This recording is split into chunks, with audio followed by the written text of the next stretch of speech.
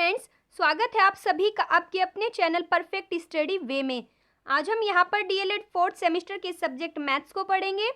इसमें हम चैप्टर 2 वर्ग, वर्गमूल, घन और घनमूल की अवधारणा के मोस्ट इम्पोर्टेंट क्वेश्चंस को करेंगे। ये इस चैप्टर की 6th वीडियो है। अगर आपने इससे पहली वीडियोस नहीं देखी हैं तो डिस्क्रिप्शन में आपको लिंक मिल जाएगा, वहाँ से आप उन्हें देख सकते हैं। तो चलिए शुरू करते हैं। क्वेश्चन नंबर 1 है, 2361 में से कौन सी छोटी से छोटी संख्या घटाएं जिससे वह पूर्ण वर्ग बन जाए, ज्ञात कीजिए। तो आपको एक बात याद रखनी है, अगर क्वेश्चन में लिखा हुआ हो घटाए या फिर जोड़े तो आप भाग विधि का प्रयोग करेंगे, लेकिन अगर क्वेश्चन में लिखा हो गुना करें या फिर भाग करें तो उसमें आप गुणनखंड विधि का प्रयोग करेंगे। क्वेश्चन आपके दो तरह से बनते हैं, एक तो जोड़ घटाना इनसे बनते हैं और एक गुना भाग इनसे बनते हैं। तो आपको याद रखना है, अगर जोड़ घटा की बात करें तो आप भाग विधि का प्रयोग करेंगे, लेकिन अगर गुना या भाग की बात करें तो आप गुणनखंड विधि का प्रयोग करेंगे। तो यहाँ पर हमारा जो क्वेश्चन है वो है 2361, ये हमारी संख्या है। इस संख्या को क्योंकि हमें क्या है यहाँ पर घटाना, ये पूछा गया है कि क्या संख्या घटाए, तो हम यहाँ पर भाग विधि का प्रयोग करेंगे। अब हम सबसे पहले भाग विधि के लिए क्या करते हैं, संख्याओं के पीछे से जोड़े बना लेते हैं। तो हमने यहाँ पर जोड़े बना लिए, एक जोड़ा 61 का बन गया और एक जोड़ा 23 का बन गया। अब हम क्या करेंगे, अब हम कोई एक संख्या ले लेंगे, मान करके चलिए मैंने 2 ली, तो उसी संख्या को हम ऊपर नीचे रखेंगे और फिर गुना करेंगे। तो 2 को हमने यहाँ पर लिखा 2 दूनी 4, नीचे यहाँ हमारा कितना आया 4। तो हम देखेंगे कि 4 जो है वो 23 से बहुत ज़्यादा छोटा है। फिर हम 2 की जगह 3 लेकर के देखेंगे, तो जब 3 ऊपर और 3 नीचे, ये कितना हो जाएगा, 3 तिया 9, 9 भी बहुत ज़्यादा छोटा है। उसी तरीके से जब हम 4 लेंगे तो कितना आएगा, हमारे पास 16 आएगा, 4 चौक 16, और जब हम 5 लेंगे तो कितना आएगा, 5 पंजे ये 25 आ जाएगा। तो हम देखेंगे जो 23 है, 23 से 25 तो ज़्यादा है, तो ये तो हम नहीं लिख सकते, इसलिए हम वो संख्या 4 ले लेंगे जिससे हम ऊपर नीचे गुना करके लिखेंगे। तो 4 हमने ऊपर लिखा, 4 नीचे, और गुना की तो कितना आया, 16 आया। और हमारा एक 4 यहाँ पर भी आएगा, मैं आपको बता चुकी हूँ, जिस संख्या से हम गुना करते हैं उसको 3 जगह लिखते हैं। तो एक 4 ऊपर हुआ, एक यहाँ पर नीचे और एक यहाँ पर सबसे ऊपर। तो कितने 4 हुए हमारे, 3। तो हम उस संख्या को 3 जगह पर लिखते हैं जिससे हम गुना करते हैं। फिर हम घटाएंगे, तो इधर वाली संख्याओं को आप जोड़ेंगे, जब 4 में 4 को जोड़ा कितना आया, 8 आया। और इधर वाली को आप घटाएंगे, तो जब 23 में से 16 को घटाएंगे तो कितना बचेगा, ये 7 बच जाएगा। फिर हम अगले जोड़े को उतार लेंगे, तो जब हम 7 के पास में अगला जोड़ा क्या है हमारा 61 है, इसको उतारेंगे तो ये कितनी संख्या हो जाएगी, ये हो जाएगी 761। इधर जब आपने जोड़ा तो 8 हुआ, और 8 के दाईं तरफ जगह भी छोड़ेंगे क्योंकि हमें कोई और संख्या भी लिखनी है और फिर से गुना करनी है। तो जब मैंने 8 के दाईं तरफ 2 लिखा, ऊपर भी 2 और नीचे भी 2, तो कितना आया ये गुना करके, 2 दूनी 4 और 2 अठी कितना होगा, 16 होगा। तो ये संख्या मेरी 164 आ जाएगी। तो आप देख सकते हैं कि 164 तो 761 से बहुत ज़्यादा कम है।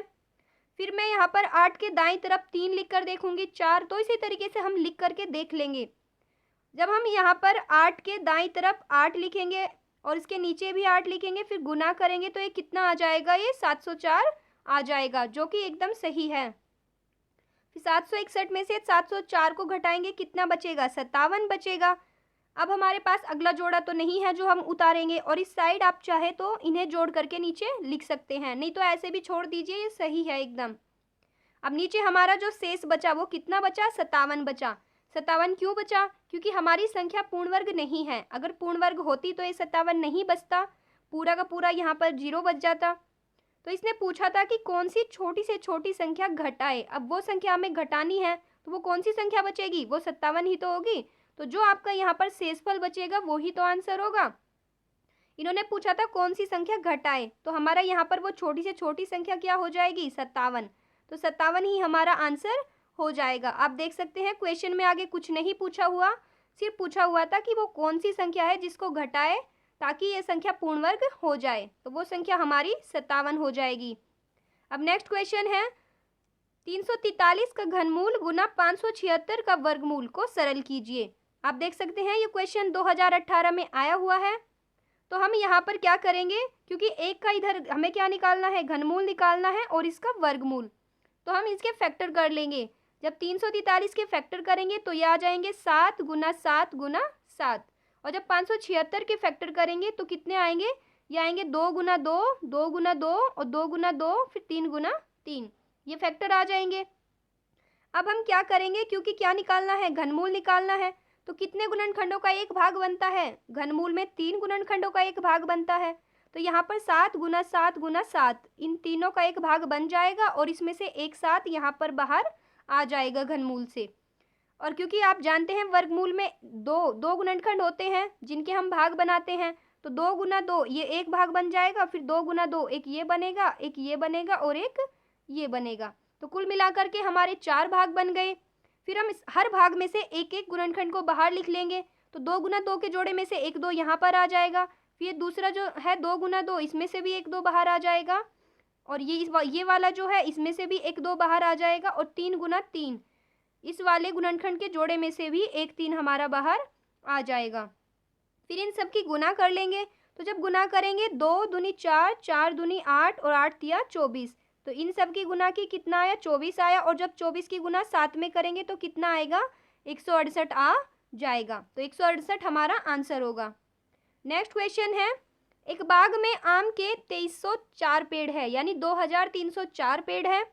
प्रत्येक पंक्ति में उतने ही पेड़ है जितनी की बाग में पंक्तियां है। तो आपको देखना है यहाँ पर क्या लिखा हुआ है कि प्रत्येक पंक्ति में उतने ही पेड़ है जितनी की बाग में पंक्तियां है। अगर इस तरीके से लिखा हुआ हो तो वहां पर आप हमेशा ध्यान रखिएगा वर्गमूल ही निकालेंगे। पंक्तियों की संख्या ज्ञात कीजिए। पंक्तियां यहाँ पर पूछी गई है और ये क्वेश्चन 2017 में आया हुआ है। तो आप इसको आसानी से 2 तरीके से निकाल सकते हैं। या तो आप इसके लिए भाग विधि का प्रयोग कीजिए या फिर आप गुणनखंड विधि का। तो भाग विधि तो आपने ऊपर देख ली पहले क्वेश्चन में, अब यहाँ पर गुणनखंड विधि समझ लीजिए। तो ये हो जाएगा 2304, हम यहाँ पर लिख लेंगे। और फिर जब 2 से 2304 को भाग देंगे तो कितना आएगा? ये आएगा 1152। फिर हम 2 से इसे भाग देंगे तो कितना आ जाएगा? 576 आएगा। फिर से 2 से भाग देंगे तो 288 आएगा। और फिर से 2 से भाग देंगे तो 144 आएगा। फिर 2 से भाग देंगे तो ये कितना आएगा? ये 72। 2 से भाग दिया 36, 2 से भाग दिया 18 और फिर 3 से भाग दिया 9 और फिर हमने 3 से भाग दिया तो कितना आ जाएगा? ये 1 आ जाएगा। अब दोबारा देख सकते हैं, यहाँ पर हम 2 से भाग दिया, कितना आया? ये 1152 आया। फिर 2 से भाग दिया तो कितना आया? ये 576। फिर 2 से भाग दिया तो कितना आया? 288। फिर 2 से भाग दिया 144। फिर 2 से भाग दिया 72। फिर 2 से भाग दिया 36। फिर 2 से भाग दिया तो 18। फिर 2 से भाग देंगे तो 9 और फिर 3 से भाग देंगे तो 3 और इस 3 से भाग देंगे तो कितना आ जाएगा? 1 आ जाएगा। तो तब तक हमें गुणनखंड करते जाना है जब तक नीचे 1 ना बच जाए। फिर हम क्या करेंगे, ये जो सभी हमारे गुणनखंड है इनको लिख लेंगे। तो 2304 इसके जितने गुणनखंड बने हमने यहाँ पर सारे लिख लिए। तो ये सारे गुणनखंड हमने यहाँ पर लिख लिए। फिर क्या करेंगे, क्योंकि हमें क्या करना है? वर्गमूल निकालना है। तो वर्गमूल में कितने गुणनखंडों का एक भाग बनता है? 2 गुणनखंडों का। तो आप इनके जोड़े बना लेंगे। एक जोड़ा ये बन जाएगा, एक ये, एक ये, एक ये और एक ये बन जाएगा। फिर हर जोड़े में से एक एक गुणनखंड बाहर लिखेंगे। तो ये कितने भाग बने थे? 1 2 3 4, क्योंकि 4 तो यहाँ पर 2 2 के थे। तो इसका मतलब 4 2 तो बाहर आ जाएंगे और 3 का कितने थे यहाँ पर भाग? 1 ही था। तो 1 3 यहाँ पर भी बाहर आ जाएगा। फिर हम इन सब की गुना कर देंगे। तो गुना कैसे करेंगे आप? गुना आप कर लेंगे, 2 दूनी कितना होगा? 4, 4 दूनी 8, 8 दूनी 16 और 16 की जब 3 में करेंगे तो कितना आएगा? ये 48 आ जाएगा। तो हमारा जो आंसर आया वो क्या आया? 48। तो पंक्तियों की संख्या कितनी है? पंक्तियों की संख्या है 48। चलते हैं नेक्स्ट क्वेश्चन पर। तो अगला क्वेश्चन है यहाँ पर क्वेश्चन नंबर 4। 5 अंकों की बड़ी से बड़ी संख्या ज्ञात कीजिए। आप यहाँ पर इस क्वेश्चन को ध्यान से समझिएगा क्योंकि ये एक इम्पोर्टेंट क्वेश्चन है और इस तरीके के क्वेश्चन एग्जाम में आ जाते हैं। 5 अंकों की बड़ी से बड़ी, कभी पूछेगा एग्जामिनर बड़ी से बड़ी संख्या बताइए, तो कभी पूछेगा छोटी से छोटी। तो सबसे पहले आपको पता होना चाहिए कि 5 अंकों की बड़ी से बड़ी संख्या कौन सी होती है। 5 अंकों की बड़ी से बड़ी संख्या होगी 9 9 9 9 9। यानी इस तरीके से आप जो 9 है उसको 5 बार लिख देंगे तो ये 5 अंकों की बड़ी से बड़ी संख्या हो जाएगी। अब आगे क्या लिखा है? जो पूर्ण वर्ग हो, इस संख्या का वर्गमूल क्या होगा? तो वो संख्या बतानी है जो 5 अंकों की हो, सबसे बड़ी हो और वो पूर्ण वर्ग भी हो। तो इसके लिए आप क्या करेंगे, इसके लिए आप सबसे पहले इसका वर्गमूल निकालेंगे। अब वर्गमूल किस विधि से निकालेंगे, वर्गमूल निकालेंगे भाग विधि से। तो सबसे पहले जब हम भाग विधि से वर्गमूल निकालते हैं, जोड़े बनाते हैं, तो आप दाएं तरफ से जोड़ा बना लेंगे। ये 99 का एक जोड़ा बनेगा और दूसरे 99 का दूसरा जोड़ा, और जो 1 9 बचेगा उसको ऐसा ही लिख देंगे।